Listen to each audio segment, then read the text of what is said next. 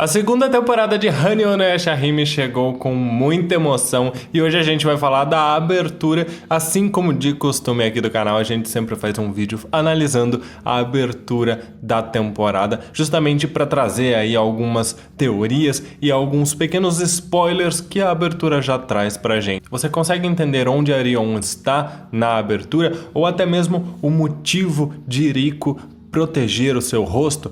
Se você quer entender frame por frame do que tem nessa abertura, e olha que tem coisa muito interessante, continua até o final do vídeo. Olá meus queridos, eu sou o Avalon das páginas Avalon Geek e bem-vindos a mais um vídeo aqui do canal pra gente falar sobre Hanyo no Yashahime, desta vez sobre a terceira abertura com a música tema Reborn. E bom estejam preparados, mas vocês já sabem que vocês ajudam muito o canal deixando um like. Bom, vamos começar logo com essa abertura e a primeira cena que nós temos é logo Towa e Setsuna. Na verdade, a primeira imagem é a Towa e depois nós passamos para a Setsuna.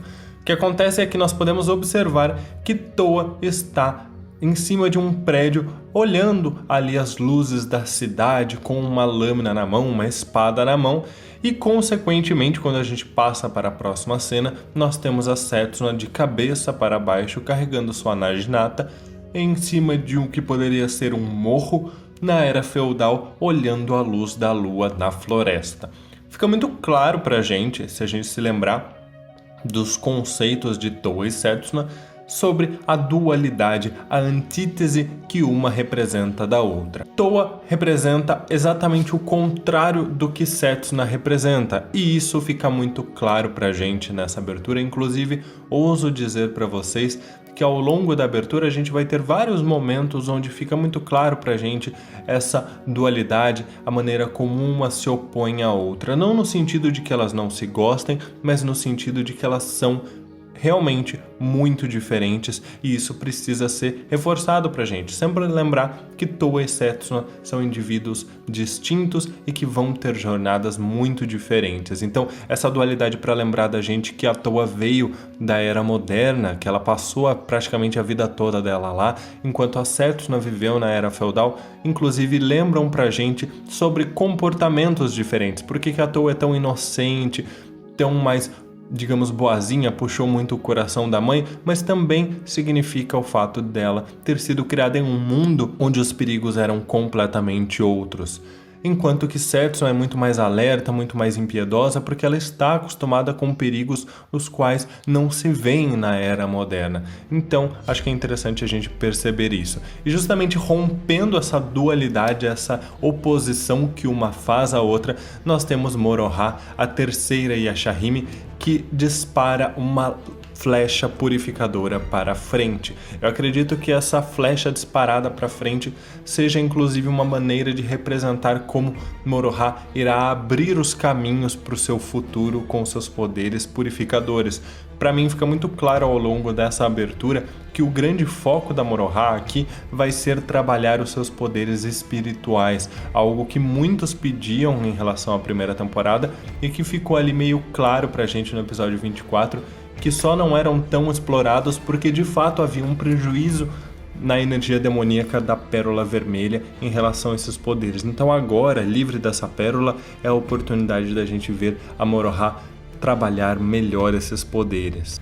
Em seguida mudamos para uma cena da família Higurashi e depois para alguns exterminadores de yokai menores. Eles são respectivamente Hokuta e Nanasuke, e eles estão ao lado de Kirara. E não tem nada muito relevante aqui, apenas para mostrar que existe sim a família da Towa na era moderna e a família da Setsuna na era feudal, que são os exterminadores de yokai. Em seguida vemos uma cena de Takeichio acompanhado do Hachi, aquele grande amigo de Miroki, e eu acho que para quem ainda tinha dúvida, a gente já vinha falando isso há muito tempo aqui no canal, fica praticamente que confirmado ali que Takeichio é filho do Hachi. Se você não sabia, porque você não estava acompanhando as análises, porque a gente falou isso lá no episódio 8, hein? Mas vamos começar aí com o mistério: quem é a mãe 3.0? Afinal, agora, além de descobrir quem é a mãe da Arion, a gente também tem que descobrir quem é a mãe do Takeichio. Pulamos para uma cena com Kohaku e Hisui, que são personagens de suporte, mas um pouco mais recorrentes do que os outros, né? Eles merecem um momento de destaque um pouquinho maior para eles. Inclusive porque a gente já sabe de títulos de episódios que pelo menos o Hisui vai ter algum destaque nessa temporada, pelo menos um episódio leva o nome dele. Vemos uma cena de Moroha encostada no que parece ser uma parede de madeira. Eu não acredito que seja a Árvore das Eras porque me parece muito grande para ser a árvore, mas ela está bastante triste. Ela olha para sua maquiagem, provavelmente pensando em sua família, tentando lembrar de sua origem. Vamos lembrar que no episódio 16 da primeira temporada ela fala muito sobre como ela sempre se sentiu sozinha e como ela sente que ela não se encaixa em lugar nenhum.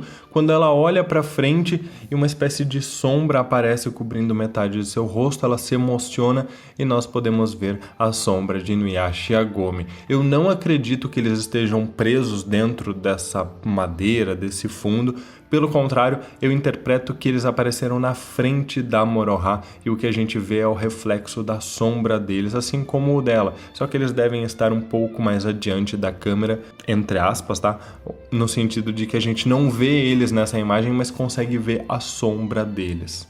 Em seguida, vemos Setsuna numa cena que lembra um pouco a segunda abertura. Ela se transforma numa espécie de espectro astral, uma aura, e centenas, milhares de borboletas saem de seu corpo e voam em direção à Árvore das Eras, que inclusive está vermelha enquanto Sesshomaru se aproxima da árvore. Essas borboletas que saíram direto do corpo de Setsuna entram no corpo de Rin e nós podemos ver o rosto das duas se projetando nas asas de uma borboleta, novamente com aquela ideia de dualidade. Lembra que eu falei que isso ia estar sendo trabalhado muito nessa abertura? O que eu interpreto aqui, a gente já discutiu inclusive na análise do primeiro episódio da temporada, é que muito provavelmente as memórias da Setsuna estão sendo levadas até a Rin. A gente já viu algumas cenas onde aquela borboleta roxa, que provavelmente está ligada a Rin, enquanto que a verde está ligada a Setsuna, voava da Setsuna até a árvore da Rin. Então provavelmente essa borboleta está sendo responsável por fazer essa ligação, levando memórias, talvez conectando as duas. A gente sabe que nós vamos ter cenas onde a Setsuna vai tocar o violino em frente à sua mãe, e também sabemos de cenas das três meninas paradas em frente à Árvore das Eras, talvez até mesmo conhecendo a própria Rin. Inclusive um adendo agora, depois da prévia do episódio número 27, nós sabemos que realmente há uma maldição colocada na Rin e que uma das formas de retardar esta maldição é justamente a borboleta dos sonhos. Então a gente vai descobrir no terceiro episódio da segunda temporada, episódio 27 num total, qual a função dessa borboleta e que Jaqen foi o responsável por ir atrás da borboleta. Então a gente já imagina aí que de fato Setsuna e Rin estão conectadas pela borboleta sim, por conta aí dessa outra maldição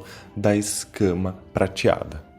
Enfim, são muitas informações, mas eu acho que fica claro pra gente que de fato há uma conexão entre Setsuna e Rin, e a gente já falou, eu vou deixar no card aqui pra vocês, algumas teorias que talvez em alguns detalhes possam não estar exatamente atualizados, mas que ainda fazem muito sentido. A borboleta verde, que é aquela que liga a Setsuna, é cortada por Sesshomaru. Inclusive a gente já viu isso em alguns comerciais, uma cena um pouquinho diferente, mas a gente sabe que vai acontecer em algum momento com a Tenseiga. E vemos então Zero chorando com 6 feixes de luz atrás dela. É importante a gente perceber que são apenas 6, porque isso vai se repetir novamente e deve ter um motivo, a gente vai discutir a respeito. O feixe de luz que falta aqui é justamente o da pérola prateada, que representa a Toa, e nós vemos uma sombra das costas de Ino no Taisho são substituídas por uma imagem da costa de Toa.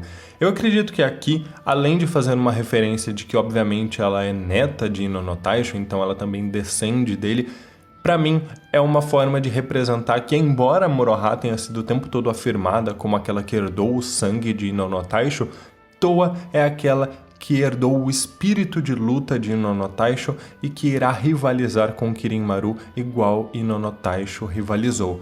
Isso porque a gente sabe que ele tem uma fixação com essa rivalidade que ele tinha com Tuga e que provavelmente agora vai se passar para a Toa. Ele ficou bastante impressionado com ela conseguindo ferir ele 2 vezes, então eu tenho certeza que ele vai ficar meio obcecado com a Toa, assim como ele tinha essa obsessão pela rivalidade que foi confirmada pra gente na revista Animage do mês passado em relação ao Tuga. Temos Rico no que parece ser uma espécie de lago, um fundo azulado, esverdeado, e eles parecem enfrentar alguém quando cobre metade de seu rosto. Algumas pessoas acreditavam que poderia ser referência justamente ao 2º episódio, e talvez na data que vocês assistam esse vídeo vocês já tenham visto o 2º episódio para responder ou não, já que aparentemente a gente vai ter uma medusa nele. Mas eu honestamente não acho que seja apenas isso. O Rico ele tampa a metade direita do seu rosto, mantendo o olho esquerdo aberto, o que me lembra muito mais o próprio Kirin-Maru, que tem escamas do lado direito do rosto e sempre cobria o seu rosto com aquela máscara. Então a gente sabe que existe uma ligação ali entre Rico e Kirin-Maru, que inclusive eu vou deixar um vídeo nos cards se você não assistiu. Eu acredito que essa seja uma representação desse vínculo, quando ele cobre a mesma parte do rosto de Kirin-Maru e então na íris do seu olho esquerdo surge a figura de Kirin-Maru. Rion aparece em meio a uma verdadeira tempestade de poeira, de relâmpagos e chorando bastante desesperada enquanto seu corpo parece petrificado e vai se desfazendo. Poderia ser uma referência novamente à criatura da Medusa do 2º episódio, que eu não acho que vai ser algo tão aleatório, talvez tenha um significado para esse tipo de criatura ser escolhido para aparecer logo no 2º episódio da temporada. Mas o que eu vejo de mais importante aqui é perceber o desespero da Rion, e como a gente já viu em alguns outros comerciais, ao que parece, esta cena se passa durante o confronto entre Kirin-Maru e Ino no Taisho.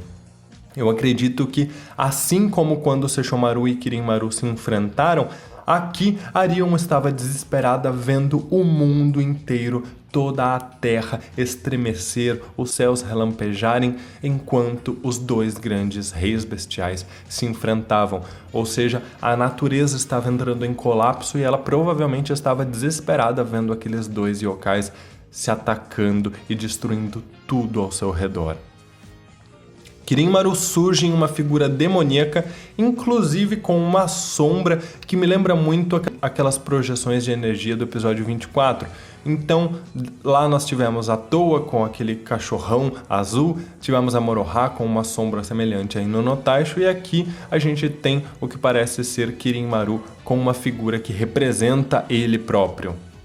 Enquanto Setsuna e Moroha encaram Kirin-Maru, Toa logo avança contra ele e o ataca com uma lâmina nova que provavelmente é a Zanseiken, já que a gente vê aqui Kujumonji nas suas costas. Particularmente eu não acho que eles vão ter a revanche deles ainda nessa primeira metade, mas é um indicativo de qual é o objetivo, justamente Toa reenfrentar Kirin-Maru e se vingar. Então esse vai ser o objetivo dela e eles vão ser rivais, se opor um ao outro, semelhante ao que acontecia com Kirin-Maru e Tuga. E nós vemos a logo da abertura e em seguida 6 pérolas. Novamente 6 pérolas e dessa vez ao contrário da pérola prateada que estava faltando, quem falta é a pérola dourada. Lembra que eu falei de dualidade? Então, em 2 momentos onde as pérolas aparecem, justamente as pérolas que são omitidas são as pérolas que antes pertenciam à Toa e a Setsuna. Uma cena de Sesshomaru em frente à árvore, desta vez azul, porque antes ela estava vermelha, o que a gente já sabe que representa algo em relação ao espírito da árvore. A gente teorizou isso numa live, que esse espírito aí pode não ser boa coisa. O pessoal já sabe aí da Kikyo do mal. E então a cena muda para as 3 meninas avançando em direção ao futuro, representando ali que a jornada delas ainda irá seguir. São várias teorias que a gente pode tirar disso. Eu quis trazer aí alguns apontamentos para vocês, porque eu quero saber a opinião de vocês nos comentários. Mas se eu fosse sugerir para vocês prestarem atenção em algo, eu prestaria justamente nesta dualidade. Vamos lembrar que essa primeira parte da temporada, que respectivamente condiz com essa abertura, traz um conceito de rito de coragem e covardia. E a gente tem o tempo inteiro a abertura ao som de Reborn, tocando pra gente essa dualidade entre Toa e Setsuna. O caminho das duas, o que será que vai acontecer na jornada dessas duas que a gente vai encarar nesse rito de coragem e covardia. Eu quero saber a opinião de vocês, mas pra mim isso foi o que mais pegou o tempo inteiro, seja em relação às pérolas, seja em relação aos destinos das duas, as respectivas famílias, respectivas casas, o tempo inteiro a gente tem essa dualidade sendo colocada pra gente. Então eu quero saber a opinião de vocês, comentem aí e não esqueçam que a gente tem análise todo domingo às 8 da noite. Se houver algum atraso eu aviso vocês, mas é o mesmo horário da primeira temporada que a gente soltava as análises.